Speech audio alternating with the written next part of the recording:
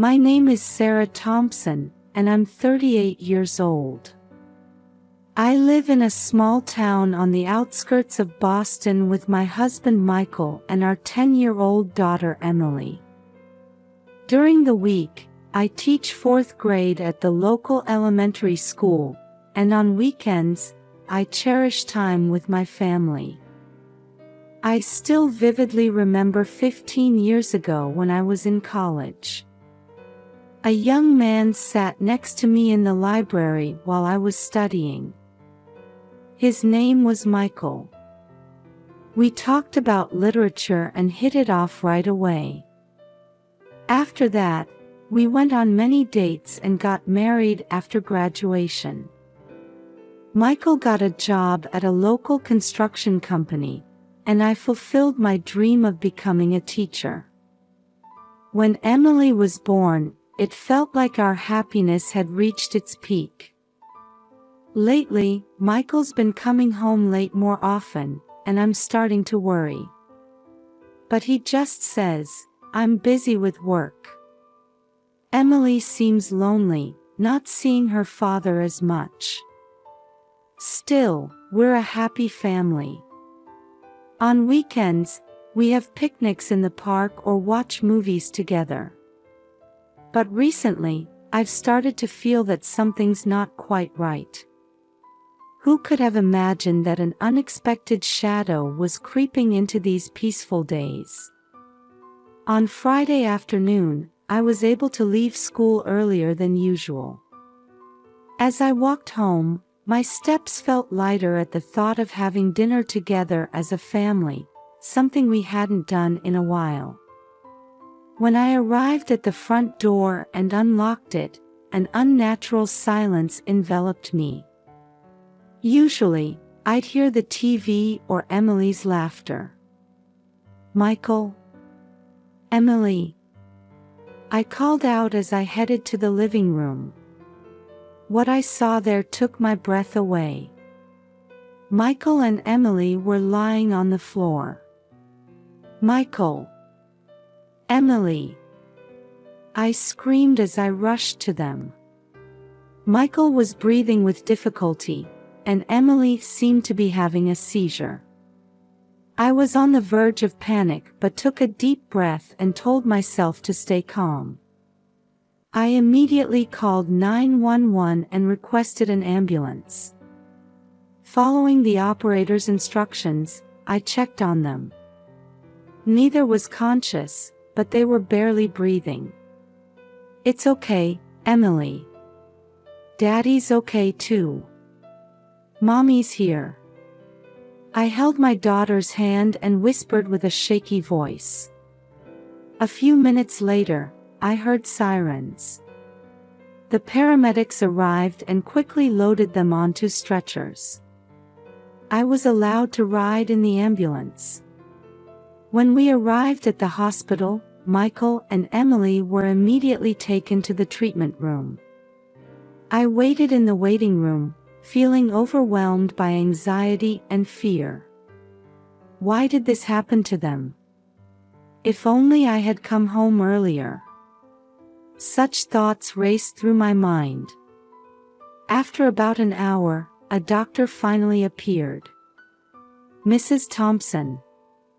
"Yes, that's me." "How are they?" I stood up, desperately trying to read the doctor's expression. "They're both out of immediate danger." However, the doctor paused for a moment and looked straight into my eyes. "They're showing symptoms of acute poisoning." "Did they eat or drink anything unusual?" "Poisoning? No, that's impossible." I was confused and at a loss for words. When I said goodbye to them this morning, everything seemed fine. "Mrs. Thompson, we've also contacted the police. Sometimes, symptoms like these." As the doctor's words trailed off, a terrible thought crossed my mind. Could someone have intentionally? No, that's impossible. I couldn't help but cry out. The doctor looked at me sympathetically and said quietly, "Please talk to the police when they arrive. We'll do our best to treat them." With that, the doctor left. I collapsed into a chair and covered my face with my hands. I couldn't understand what was happening. I desperately tried to recall the events of the morning. Michael left for work early, I saw Emily off to school, and then I went to work. It should have been a normal morning. But why were they showing symptoms of poisoning? And the police? My heart felt like it was being crushed by anxiety and fear. But I had to be strong for Michael and Emily. I took a deep breath and tried to regain my composure bit by bit. Tomorrow will surely be tough. But for the sake of my family, I'll overcome anything. After spending the night at the hospital, I was finally able to return home as the sun was rising.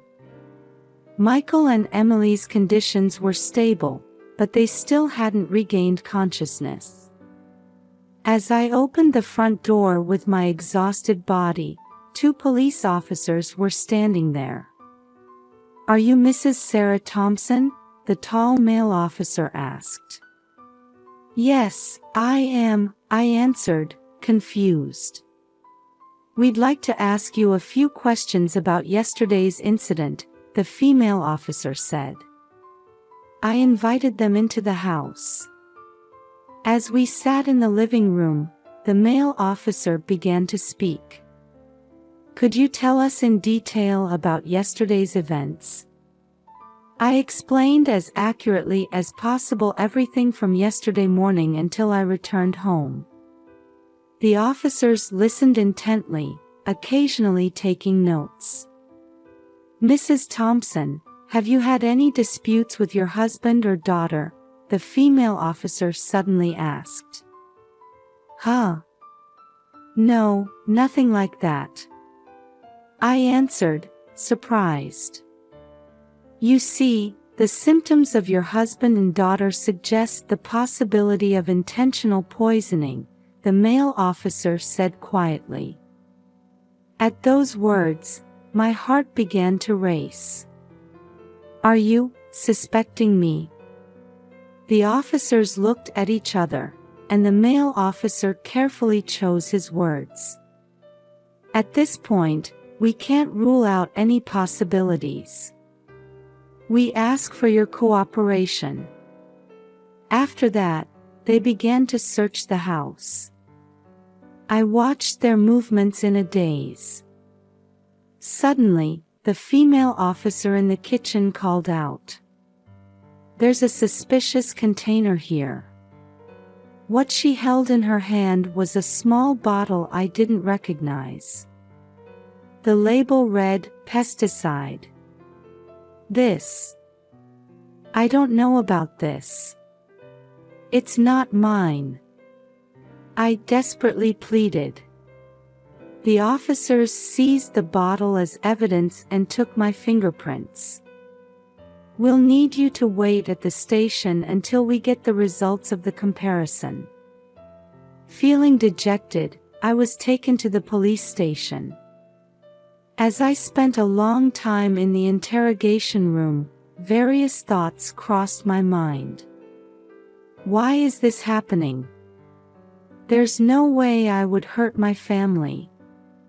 But that bottle. And Michael's recent behavior. The interrogator came in and sat down with a stern expression. "Mrs. Thompson, your fingerprints were found on the bottle." At those words, I felt my world crumbling. "That's impossible. I didn't touch it." "Then why were your fingerprints on it?" The interrogator's eyes pierced through me. "I don't know. I really don't know," I answered, fighting back tears. The questioning continued, but all I could do was plead my innocence. Just as fatigue and confusion were making my head fuzzy, the interrogator left the room for a moment. Alone in the room, I thought deeply.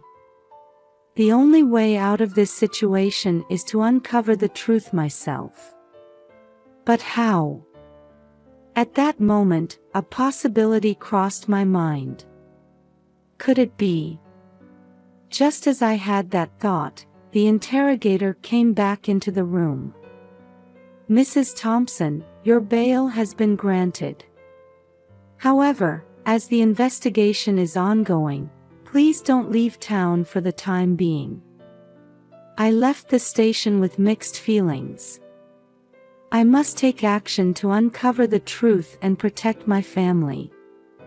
As I left the police station, I was organizing my next steps in my head. To reveal the truth, I had to find evidence with my own hands. Just as I made that decision, my cell phone rang. Looking at the screen, I saw it was from my sister, Lisa. "Sarah, I heard what happened. I'm on my way there now." Lisa's voice was filled with worry. Our relationship as sisters was complicated, and we hadn't been in touch much for the past few years. Memories of past conflicts resurfaced. 10 years ago, when our parents' company was on the brink of bankruptcy, Lisa embezzled company funds for her own future. I tried to stop her, but Lisa wouldn't listen. In the end, the company went bankrupt, and our parents lost everything.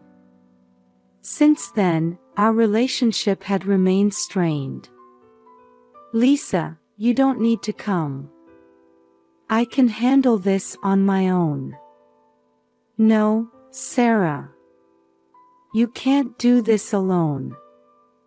There must be something I can do." Lisa's strong tone made me lose the will to argue. "All right. But I'm going to the hospital first." At the hospital, the doctor informed me that there was no significant change in Michael and Emily's conditions. As I looked at their faces in the hospital room, I couldn't stop my tears. I vowed in my heart to prove my innocence and get my family back. As I left the hospital, Lisa was waiting. "Sarah, is what the police are saying true?" I took a deep breath and answered, "No. I would never hurt my family." Lisa nodded silently. "I understand. Let's think about what we can do together." We went into a nearby cafe and started to sort out the situation. First, we needed to find out where the pesticide bottle came from.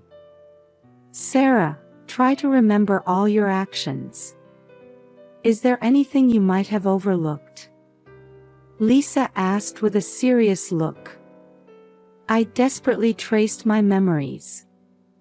Then, I suddenly realized. Come to think of it, I went to the home improvement store last Saturday. But I didn't buy any pesticides. Lisa's eyes lit up. "That's it. Maybe someone impersonated you to make the purchase." I found hope in that possibility. We immediately headed to the home improvement store. We explained the situation to the store manager and negotiated to see the surveillance camera footage. The store manager, who was initially reluctant, agreed to cooperate after seeing our desperate situation. As we checked the security camera footage, a surprising scene caught our eyes. The screen showed a woman who indeed looked very similar to me.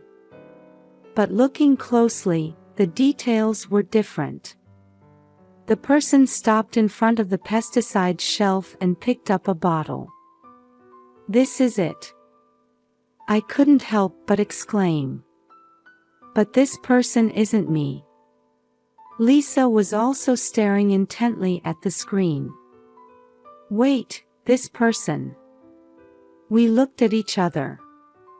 The person looked exactly like our cousin Jenny.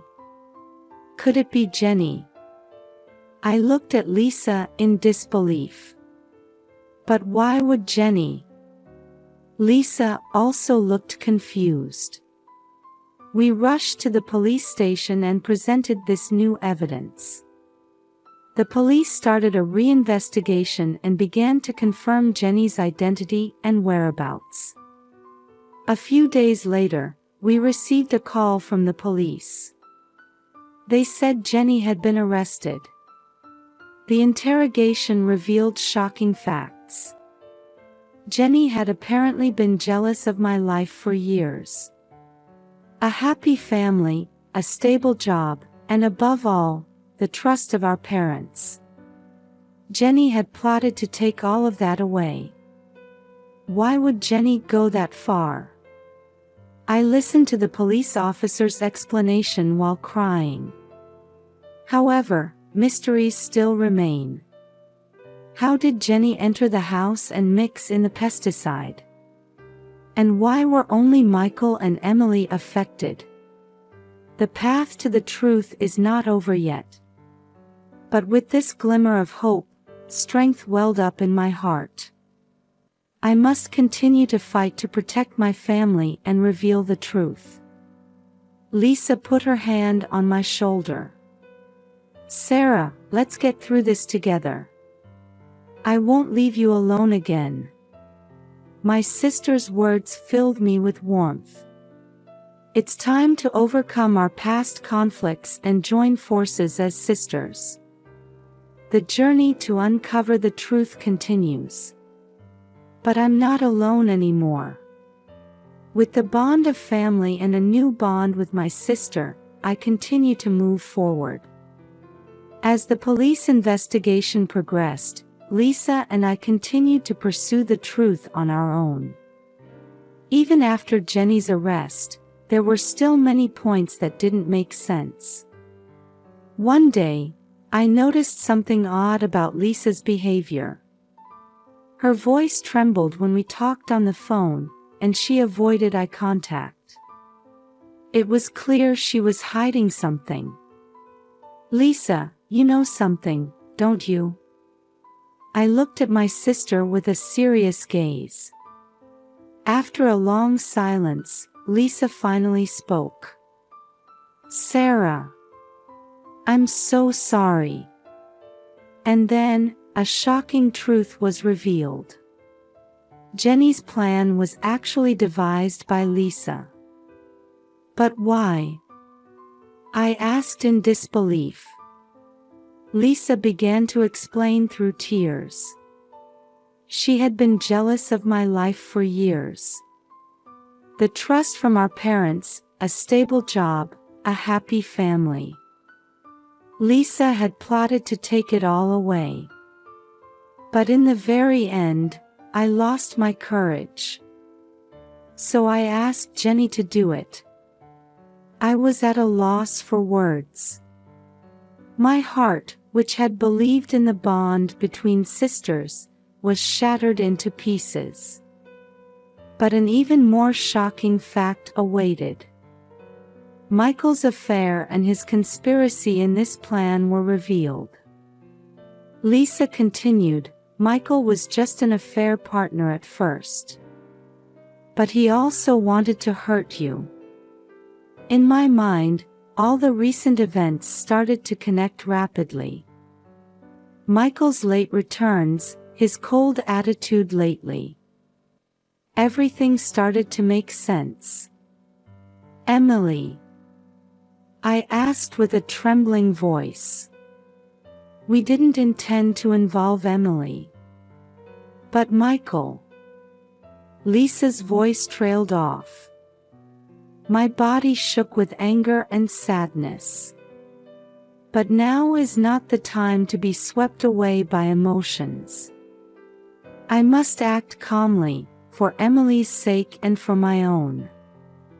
Lisa, you're going to tell the police everything, right? I said quietly but firmly.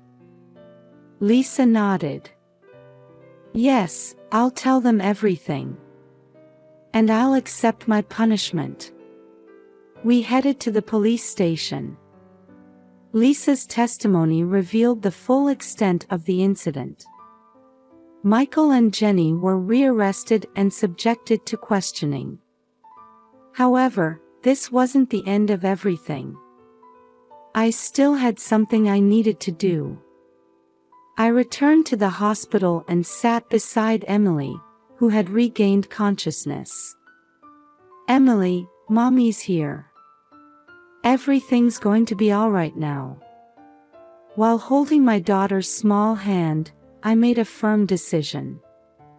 We would overcome this experience and start a new life. A few weeks later, the trial began. I stood on the witness stand and told the whole truth. Lisa, Michael, Jenny. Their actions were unforgivable, but I didn't harbor any feelings of revenge. Instead, I said to the judge, please give them appropriate punishment. However, Emily and I will begin a new life. We want to live looking forward, without being trapped by the past. After the trial, Emily and I decided to start a new life in a different town. Lisa is serving her time in prison. Sometimes, I receive letters from her. Sarah, I'm truly sorry. I finally understand your strength and kindness. I smiled as I read that letter. I believe people can change. Emily is regaining her strength day by day. Every time I see her smile, I make a vow. No matter what difficulties may await us, we can overcome them. As we ate dinner together in our new home, just Emily and me, I thought to myself, this is our new beginning. And this beginning is full of hope. A year has passed since the trial, and Emily and I have gotten used to our new life. We're living in a quiet suburban house, helping each other through each day. One day, I received a request from Lisa for a visit. I was hesitant, but with Emily's encouragement, I decided to go to the prison. Sarah, thank you for coming to see me, Lisa said with tears in her eyes. Emily said she wanted to see her aunt, I answered quietly. Lisa took a deep breath and began to speak. For the past year, I've been reflecting every day. When I think about the pain I caused you and Emily, my heart feels like it's going to break. I listened silently. Lisa continued, I'm not asking for forgiveness. But after I'm released, I want to make amends to you both. Those words spread warmth in my heart. Lisa, we're sisters. It might take time, but I believe we can walk together again. A look of relief appeared on Lisa's face. Sarah, thank you. After the visit, on my way home, I thought to myself, family bonds can sometimes be hurt and almost broken. But the power to repair them also lies within the family. A few months later, I received a letter from Michael. Sarah, Emily, I'm truly sorry. I deeply realize my own foolishness and weakness. Emily, Daddy can't come back, but I'll always love you. Emily cried as she read the letter. I hugged my daughter and said, Emily, Daddy made mistakes, but his love for you is real. Let's keep moving forward together. Emily nodded through her tears. At that moment, I felt the bond between us mother and daughter grow even stronger. Over the next few years, our lives gradually but steadily moved in a positive direction. Emily made new friends at school, and I started getting involved in the local community. After her release, Lisa moved close to us. At first, we were both hesitant, but gradually we began to rebuild our relationship as sisters. One weekend, the three of us went on a picnic. Under the blue sky, on the green grass, Emily was running around happily. "Sarah, I never thought a day like this would come," Lisa said softly. "Yes. But this is our new beginning," I answered with a smile. At that moment, Emily came running with a bouquet of flowers in her hand. "Mom, Aunt, these are for you." Lisa and I accepted the flowers from Emily. At that instant, I strongly felt the love flowing between the three of us. "Hey, Lisa," I said to my sister.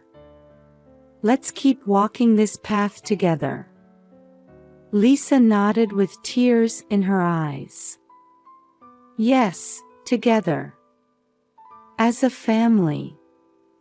That evening, when we got home, Emily picked up her father's photo for the first time in a long while. "Mom, have you forgiven Dad?" I thought deeply. It might be difficult to forgive completely. But we shouldn't forget the good things about Dad either. Everyone makes mistakes. What's important is how we live afterwards. Emily nodded quietly. "I want to be strong like you, Mom." Those words brought tears to my eyes. "Emily, you're already strong enough.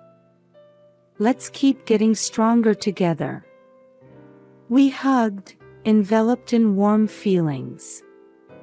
A new morning came. The sunlight streaming through the window seemed to herald the beginning of our new life. Overcoming the pain of the past, reaffirming family bonds, and starting to walk towards a new future. I took a deep breath and whispered to myself, "Well, it's the start of a new day. May today be another happy day." Then I headed upstairs to wake Emily. Our new story has just begun. I'm truly looking forward to seeing what wonderful chapters await us.